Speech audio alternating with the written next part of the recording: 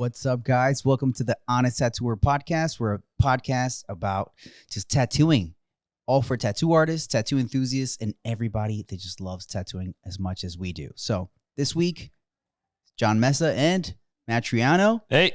And it's just us today, which is kind of nice. No guest. There's no guest. So, but we actually last week, we put something up on our story on Instagram, and we asked you guys a question of, what do you guys want to learn about? So we got a lot of responses. So we're going to kind of just go through them right now. Let's start off with this one. What makes a good and enjoyable client? I think that's a good one.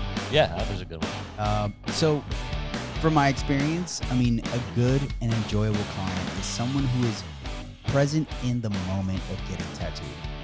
I kind of don't really like the client that completely just throws their headphones on and just disappears from the moment. I kind of like somebody that's aware, because then if not, you always have to tap them. Be like, hey dude, move a little bit this way. They're like, just like, you want to check out but not completely check out, like still be present. There's the opposite extreme of that too, where like the client will see you starting to like maybe go a little bit further back in your arm, and then they'll start to move for you, and like, bro, like, I'll tell you when I want you to move. Yeah that sucks. Sit there. I do hate that so much. So don't do that, people. If you're getting tattooed, don't guess what I'm gonna want you to do. Yeah, because I found myself all the time like, no, stay right there. I was just trying to just inch you, and you went full, like, too far.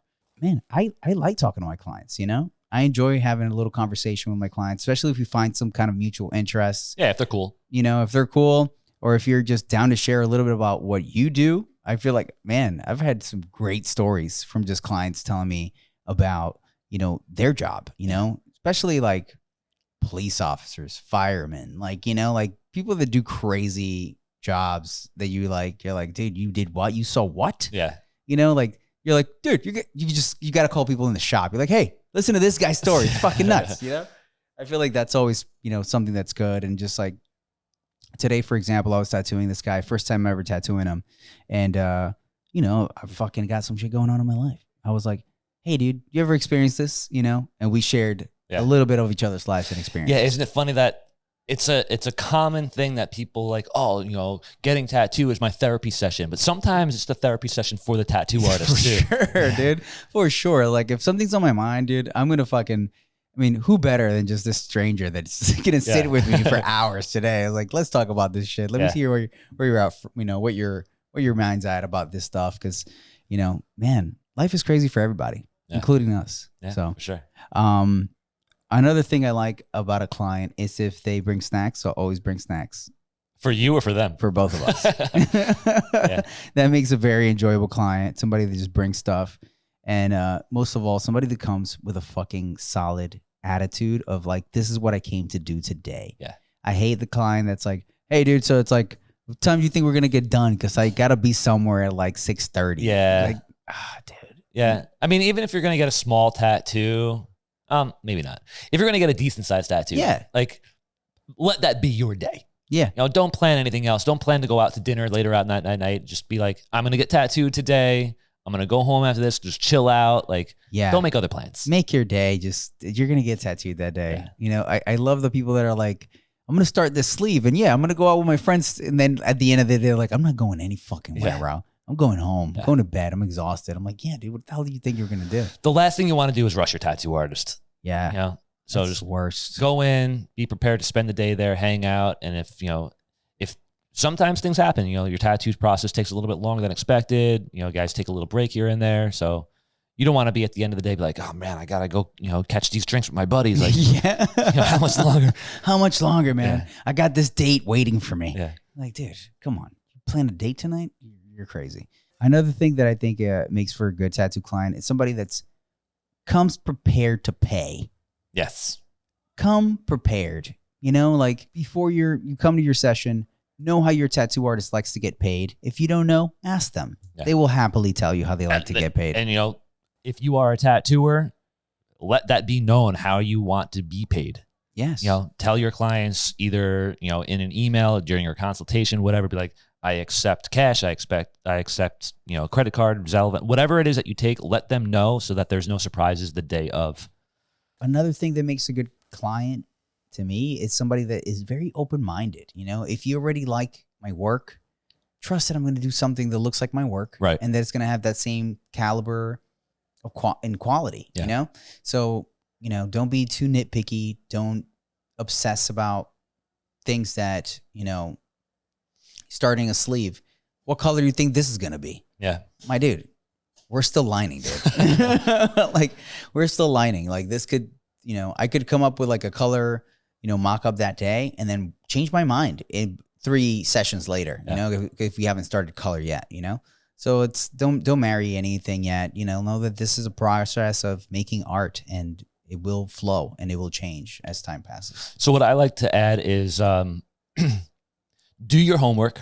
You know, if you're seeking out an artist, check out his portfolio, check out like not just the last couple of things that they did, but go back in time. Like try to see if you see any patterns within color, within whatever, so that you have an expectation of this is how my tattoo is going to look. For sure. That way there are no, you know, what color do you think it's going to be? Yeah, no guesses. Like, you know, and even if there are, you know, at least like, I think I love when a client shows me references of my own work that were like, this is why I chose you. Yeah. You know, this is what I really like that you did. And then I'm like, oh, okay, I see exactly what you're looking for. Yeah. It makes it so much easier. Both people get on the same page, and you're more likely to get a tattoo that you fucking love as long as you communicate. Communication, key. So another good client thing is good communication. For sure. They know how to tell you. They know how to talk to you. I think that's it. How do you feel about clients bringing people with them? It depends. I've had great people that brought like, you know, somebody else, and that person was awesome, you know, and both like nightmares where like this person, like, why are they here? Yeah. Like, you know, so like, that's such a hard one. Sometimes like, you know, an extra person that they bring can make the person feel more comfortable, can like make sure they get them food.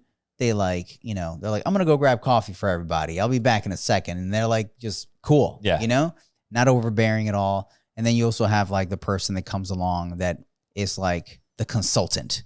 What do you think about this? I don't know. I think you should move it. Yeah. You know, it's like, fuck. Yeah. You know, That's a good point. If you're going to bring someone with you, it should be for moral support, but not as a consultant in the decision making. yes. Yeah. You know? It's your tattoo. It's your tattoo. You're going to live with it forever. You know? The times that I think that it's a pain to have your client bring someone with you is when they get too chit chatty, and it's almost like they forget they're getting tattooed. Yeah. And like they're talking with their arms and they're grabbing stuff and they're laughing and like everything's just, it's not a good situation. That's not a good Yeah. situation. I mean, sometimes that even happens with like people that come by themselves, and they just like, you know, they become friendly with people in the shop. Yeah. You know? Yeah, that's true. And they get the same level of excitement. You're like, Yeah. dude, you're still getting tattooed. I know we're having a good time here, but you're still getting tattooed. Stop fucking moving. Oh man, that's big. To be a good client, it doesn't take a lot of effort, man. Just communicate with your tattoo artist and come with a good attitude. You're going to get a good tattoo. Just be open-minded. Yeah. I think open-minded is huge. Like give your idea, but allow the artist to be an artist. And make something good for you. Yeah. That's 9 times out of 10, what you have in your head and your abilities to make choices in art are not going to be as good as what the artist can choose. For sure. So let them do their job. Like, you know, you're an accountant, do numbers. This guy's an artist. Let him do his job. Let him do his job. Yeah. Okay. So, apprenticeships. Should you take college art classes to gain more knowledge? You should take any classes that will help you gain more knowledge. Yeah, 100%. Any classes. I mean, you could go to art school. You can download courses. You can just buy a book about drawing hands, about drawing whatever. Yeah. Take everything that you can. Draw all the time when you're still an apprentice. All the fucking time. And even after you become a full-fledged tattooer, still draw. Yeah. You know? And still draw for the sake of study. Not necessarily making art, but just studying things. I feel like that is one of the biggest things. And especially like I had a tattooer ask me the other day of like if they could get any advice on how to get better. And I told them, find something that you really love to draw and draw it so much you get to a point where you can just draw it from memory flawlessly. Yeah. That's just learning to do that with one thing will teach you how to apply that same level of like of the process that it takes to achieve that to other things. Yeah. And then that'll just be time. You know, the more you apply those principles to different subject matters and different things, the more overall well-rounded of an artist you'll become. And I think like from some friends that are amazing at doing anatomy, that would be one of the top things that they'll teach you. Learn how to draw human anatomy flawlessly. It'll make everything else in art feel easier. So speaking of anatomy, just recently I started doing a course. This guy, Stan Prokopenko is his name. And his website's called proco.com. He has a bunch of artists who have different courses on his site that you could pay for each course. And they teach you whatever, whatever their specialty is. Yeah. And there's one on anatomy. I highly, highly, highly recommend taking this course. Yeah, dude. They dive down to down to not only drawing the muscular system, but like the skeletal system. They break down the joints, like different kinds of joints, why they work, how to simplify everything. It's really worth checking into. They have like a free version of it, and then it's more of like a teaser to kind of get you into like here. If you buy the premium version, you can get all these videos. It's like 300 and something videos. Like it's crazy. They really go into it. It's a little pricey, but I mean, for the amount of knowledge and the amount of videos and time that you're getting out of this, like I think it's like $400, 300 and something bucks. I mean, that's a lot of content. Yeah, dude. You're gonna learn a lot. It's worth it. So yeah, I mean, we're not affiliated with them at all. We're not getting anything out of it, but definitely something to check out. Cool. Definitely keep studying always. Back to the list of things. Let's see. There's a lot of technical stuff here, guys. Like color blending, like color saturation, different effects of needles with voltage, bro. Come on. Come on. All of these things. I mean, we could talk about it all day, but at the end of the day, you're gonna have to do it yourself and learn it. Yeah. I can teach you about color saturation in theory, but to really saturate a color, you're gonna have to figure it out by yourself and do it. There's different, hand techniques, hand movements that will achieve different levels of saturation if you're doing color or black and gray, etc. But that's for another very expensive course that you should be buying. Like, I'll give you the free tip right now. Slow down. Slow down. That's it. Slow down. Slow down to get a good saturation. This one's a really funny one. Learning to tattoo on a budget. I love that one. I think that's great. Learning how to learn to tattoo on a budget. I thought that one was interesting because there's so many things there. One, tattoo equipment. It's not the most expensive. It's relatively cheap when you think of a starter kit. Yeah. But you shouldn't learn to tattoo with a starter kit. That's the problem. You can get a really cheap starter kit, but you shouldn't learn from a starter kit. The ink's going to suck. The needles are not going to be great. All the things that are going to make it harder for you to produce anything worth even fucking tattooing on a human being. I mentioned this before. I do a lot of woodworking. I have, tools, right? And something that anybody with tools that works with tools will tell you, buy the best tool your money can afford. And that goes the same, with anything, with art supplies, with tattoo equipment. Oh yeah. Get the best that you can afford. And if all you can afford is some cheap knockoff Amazon thing, get that. Get that. Let it make you money. And reinvest it back into yourself. Reinvest it and get something better. That's it. Because honestly, you can get a pen machine off of Amazon from like some China-made, no name brand. Maybe spend $100-$200 on it, and it'll work just fine. Yeah, for a bit. You can't rely on that for a long time. Yeah, it'll work okay for a little bit. Yeah. You might have to buy 2 of them because one might break down on you.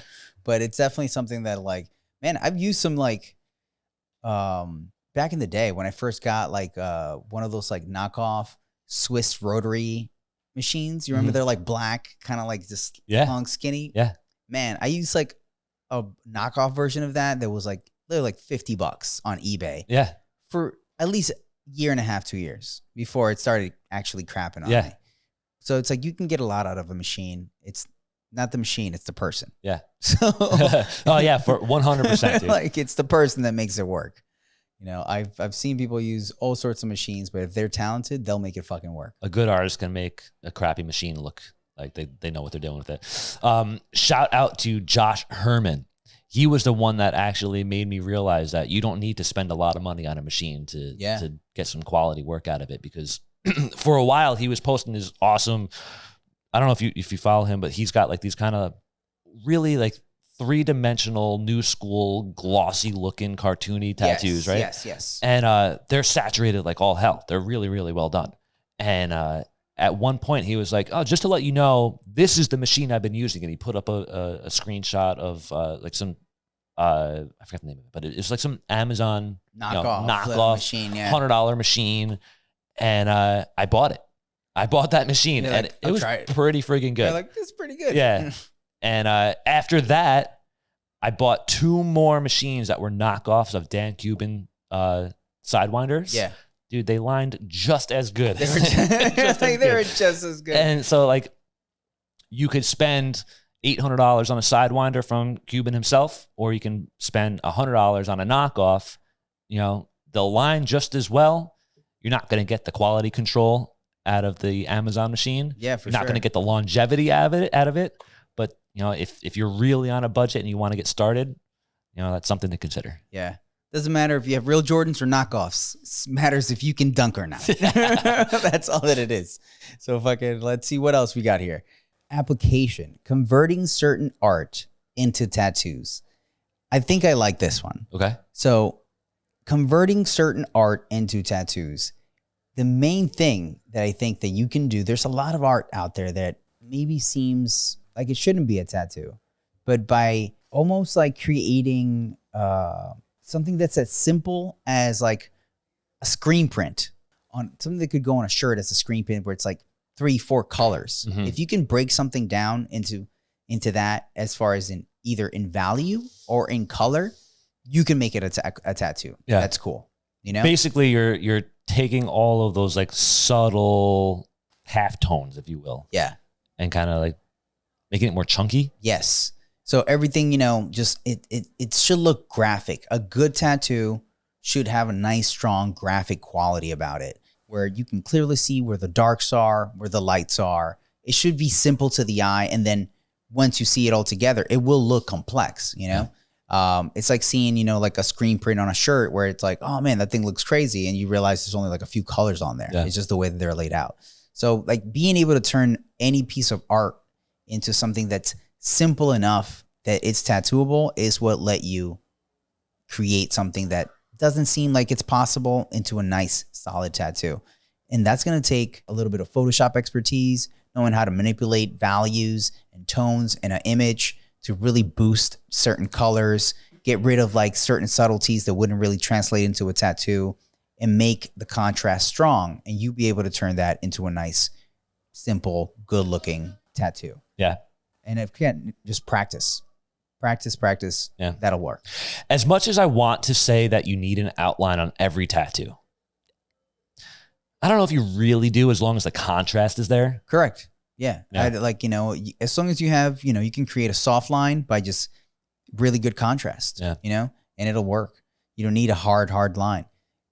Would a hard line make it easier? A lot of times it will. It'll give you that instant, like, you know, kind of solidifying shapes right away. Yeah. Like almost like we were talking about, like doing lines on certain parts of a face where you don't really need the lines, but just by throwing some line there, now you can do a field of color that's flat. But because you put lines there, it gives you more shape and more contour. It's like that topographic map. Yeah.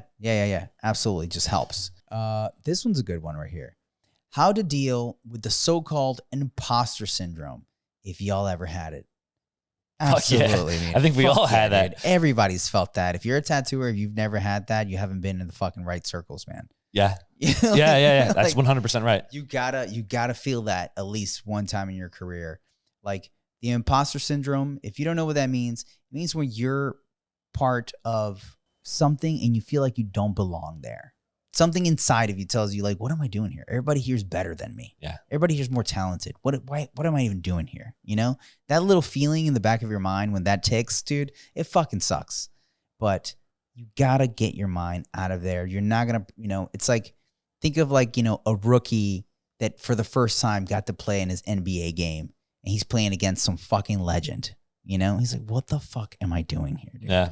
It probably sucks. It's probably like an intimidating feeling, but you earned your place and learned to celebrate those small victories when you get to be around people that you admire and they're like, oh man, I like what you did. Savor that. That's fucking great. It'll motivate you. Yeah. I think an important thing to remember too is that if you have that imposter syndrome, it's most likely because you were invited into a situation that you admire the people that are in that situation also. For sure. And other people believe that you are just as good as those other ones around you. Yeah. So like you have to keep reminding yourself, like, I might not feel like I'm as good as everyone else, but all these other people believe in me. That's something really to think about. That's something that you should feel very proud of. Yeah. Once you make it into circles like that, where you're like, oh man, I'm here. This is wild. Enjoy that. Yeah. Savor that moment, because it's like going to be like, one day, then you'll just feel like that's normal. Yeah. Like one day it'll like, oh, okay, that's fine. But definitely enjoy those moments, because that means that you probably achieved a new level in your career. And I don't know about you, and I don't know about everybody else, but to me, I feel like having that imposter syndrome, I'm not good enough quality is much more, I want to say attractive, but that might not be the right word, but it's more of an attractive quality than the cocky attitude. Like, I'm just as good as these guys, if not better. Like, absolutely. Like, you don't want to be that guy. You don't want to be that guy. And I think having the attitude of like, oh man, I just need to keep working harder all the time is what keeps you getting better all the time. Yeah. And I think like there's the best tattoo artist still thinks their work's okay. They're like, oh, my stuff's okay. Yeah. Because they're still pushing themselves. Yep. That's happened to me going to like certain tattoo conventions, being in certain circles that I'm like, oh dude, what the fuck? Yeah. I put lines on tats. Yeah. And then there's dudes that do all these like crazy, super realistic things. So for sure, that happens, man. I've told the story before. I think that when you guys hired me to come here before you even opened, and I came in for the first interview when I met you guys, and I saw you were working on this black and gray sleeve Big tattoo. Matt Buck was freehanding this 3-headed tiger thing on this guy's back, and I was like, what? Like, I do not belong here, dude. I'm doing little dinky tattoos at a place called Winky Dink Dink. Like, come on, guy. You want me to work with you? Oh, man. But guess what? It's like we recognize your talent, and you're like, fuck, But I feel like once you reach that point, the people around you will motivate you to push yourself harder. Yeah. And then you'll build yourself up. I mean, we were just talking about that last week with Lucas. Like, you surround yourself with people who are better than you. Yeah. And it'll motivate you. skills. It'll light that fire in your ass that you need. Yeah. You'll get better. This one's good. Marketing tools for the tattooer. How important is it, and how to promote yourself on socials? Man, this is big, dudes. I don't know about you guys, but I'm a firm believer that you need to use every marketing tool that you could possibly get your hands on. And if you're not good at marketing yourself, then you need to figure out a budget to have someone else market you. You don't have to be a good marketer. There's people that love to do it, find joy in it, pay them to do it for you. If that means that you have to raise your prices an extra $20 so you can pay somebody to do your social media for you, then you need to fucking do it. But ignoring it, thinking that, the world's going to carry on with just fucking, word of mouth, that's fine for a lot of people, fine for a lot of folks, but that's not the way of the future, man. That might have worked a long time ago. Embrace social media, embrace marketing yourself, pay someone to market you. If you can't do it, you will be so glad that you did. Nobody really likes it, but it's like, we all got to do it. Yeah. This is a great, example. So for example, for the shop, I don't use just, I don't manage everything about it. I actually have a company. They're called InkLink. They're awesome. Jesse runs it. Jesse, what up, brother? And pretty much they handle all of the marketing for my tattoo shop. They have a budget. I pay them, and they make sure that they are using all of the budget that I'm giving them to run ads on Facebook, on Google, through like direct Instagram stuff. They create the ads. They see which ones work. Their job is to keep my cost per click as low as possible. That's it. Most people don't know how to create a good ad or a good campaign. Yeah. They don't know how to read the insights or how to target very specific demographics. So you could start a campaign and spend a bunch of money and it does nothing because it didn't reach the right people. Right. So having somebody that knows how to do these things will help you get the most out of the money that you're investing into your budgeting. So nowadays, I feel like there's a lot of different companies that are doing similar things that can help you. So do your research and definitely find somebody.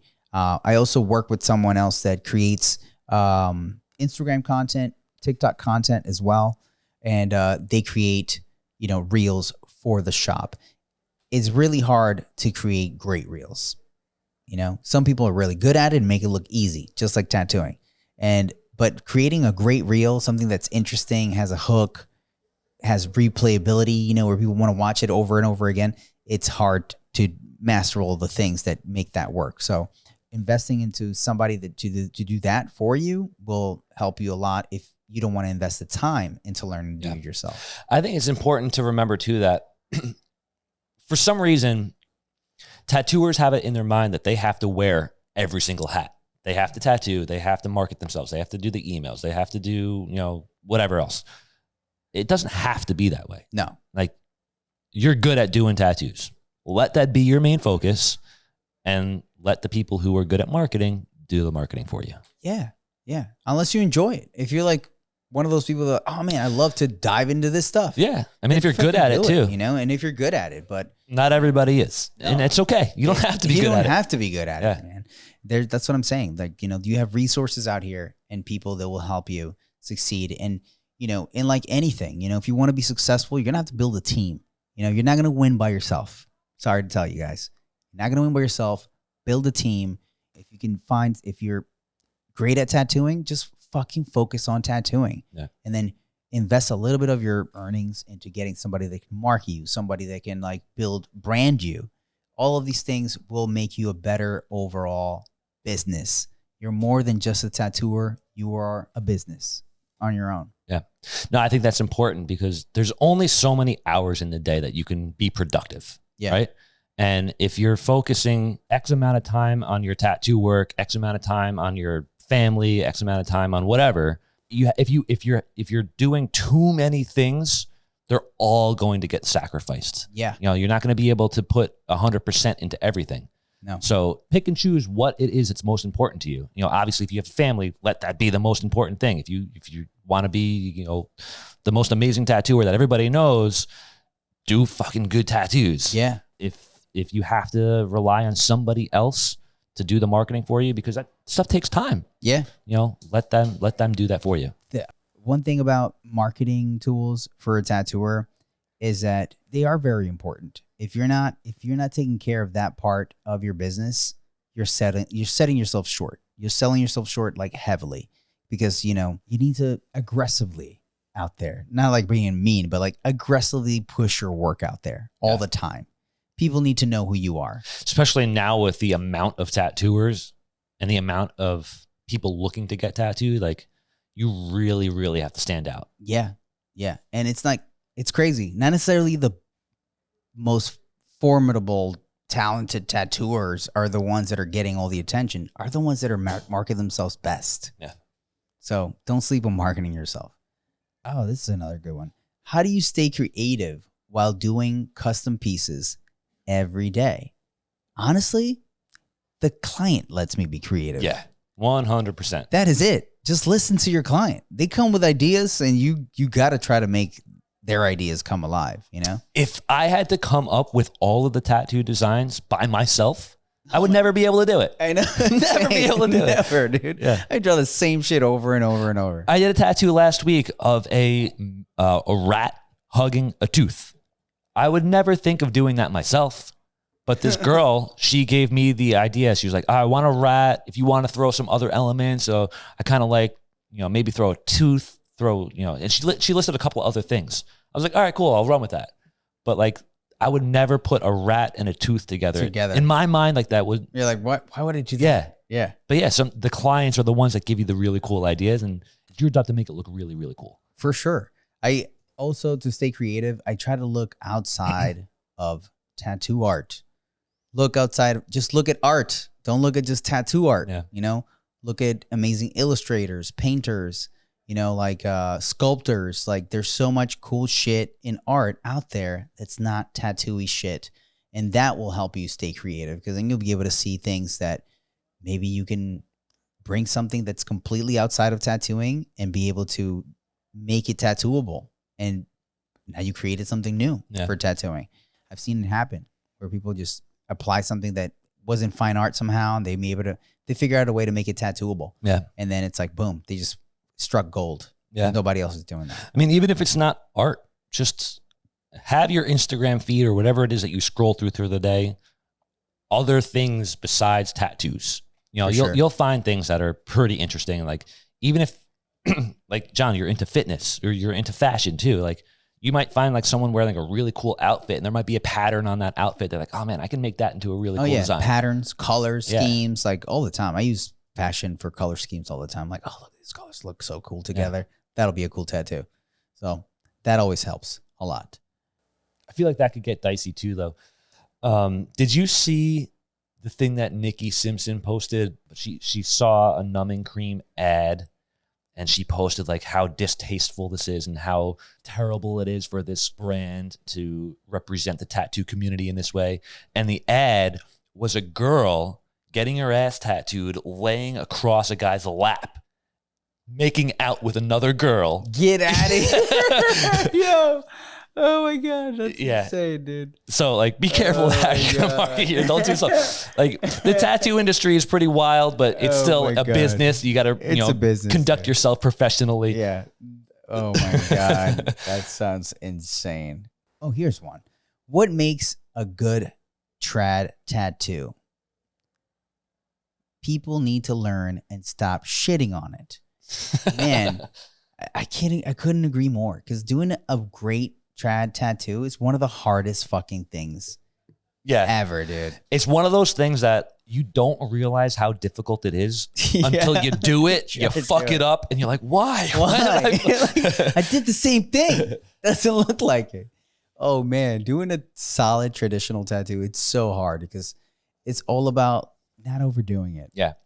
So I think the best way that I could explain why it's difficult, if you're doing like a really crazy intricate design with a lot of shading, a lot of shapes, a lot of line work, if you make a mistake, you could shade off of that line. You can, finesse. You can hide those mistakes. With a traditional tattoo, there is no room for error. No. You got a simple outline that if you have a wobble in it, you're going to know. You're going to know. You have solid color that if it's not solid, if it's not packed in, you're going to know. Yeah. Everything's just in your face, very clean. And if any, the whole thing about very traditional tattoos, that they should look so consistent everywhere, that if there's just the smidge of inconsistency somewhere, it's just so apparent, you know?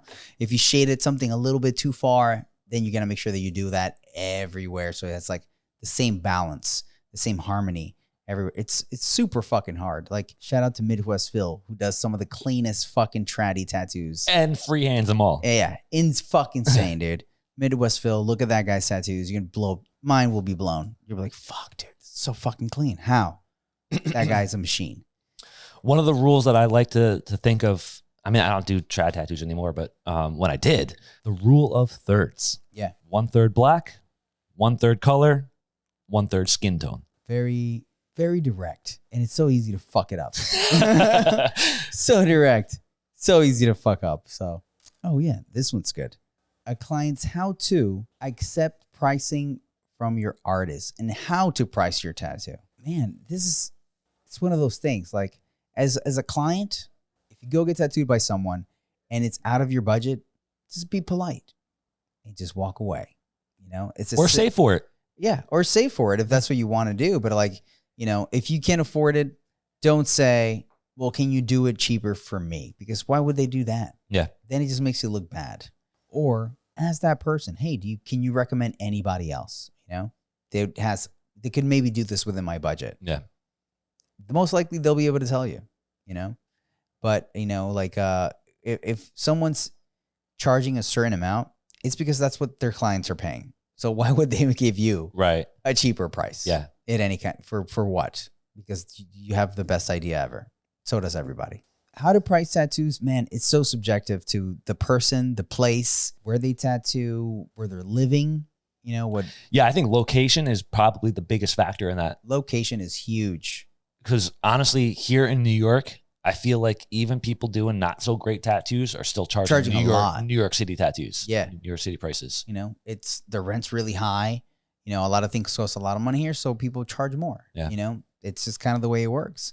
But I feel like to answer this question a little bit more directly, there's 3 ways to charge for tattoos. Either you're going to charge by the piece, by the hour, or you're going to charge by the day. Depending on what kind of tattoos you're making, one's going to make more sense than the other. At one point in my career, you know, I would just charge by the tattoo. You know, most of the tattoos that I was doing were palm size tattoos at most, you know, the size of a half 8x10 sheet, or sometimes a full 8x10 sheet of paper kind of size of a tattoo. And I knew that I could get it done within that day. Right. You know, after I started doing bigger projects and getting more detailed, then I started charging by the hour. Doing more custom designs required a lot more effort and a lot more like just getting deep into one subject matter, which just took longer. At the same time, I was figuring out a way that I could charge a fair amount without charging too much, so I could complete something that would take multiple hours to finish. Right. But then as time passed and I got much better at tattooing, I started getting much faster at tattooing. So then I could finish those projects that I did before in a lot less time. So then that didn't make sense anymore, because now I'm just better at doing what I did before. So why would I earn less money at charging by the hour? And that's when you realize, so like, I need to start charging for the day, you know, for my time, for my day of work, whatever that day may be. Because at that point, it's, look, I'm really good at tattooing. I can do what you're looking for very effectively. I should be compensated for it accordingly. I can't charge you by the hour because I did that really fast. It doesn't mean that I should get paid less money than somebody that can't do it as fast as me. It's almost like you're being penalized for being good. For being good. Yeah. So it's going to change over time. And I think that as a tattooer, those are the 3 ways where, depending on where you're at in your career, you should kind of learn where you're at and then price accordingly. Yeah, that's great. Yeah. I feel like that's pretty simple. Yeah. That's the last bit of, you know, unless you guys want to talk about realism in portraits, which is somebody wants to know about realism in portraits, which I think they're one of the hardest fucking tattoos to do. Yeah. I don't do them. I don't do them. I don't do them. I don't do them, and I just don't do them. I like to do black and gray portraits. I think black and gray portraits are fun. Right. I'm not crazy about doing color realism. There's just too much color, too much wiping, too much of everything. It's a very slow grind process. And my biggest beef about it is just like over the life of that tattoo, it's a much harder thing to control its aging just based on colors. You know, not all colors fade the same. Right. You know, not all colors age the same way. So I figured for certain things like a portrait, I'd rather have it in black and gray. I feel like I have more control about how that thing's going to age consistently if it's all in black and gray than if it's in color. Certain colors might not work as well. Yeah. So to add to that, and I think this will be like one of the few times that I'll ever advocate to do a black and gray tattoo. If I were asked to do a portrait, like a realistic portrait, yeah, I feel like doing a black and gray portrait is better in the sense that if it needs a touch up, it's so much easier to touch up a black and gray one than to try and figure out those like subtle shades that a color portrait might have. Something. Yeah, oh yeah. My God. You're going to wind up having to do like the majority of that portrait all over again to fix one little piece that might have fallen out or whatever. That's true. It's a pain. I would say look at the amazing colorism artists that are out there.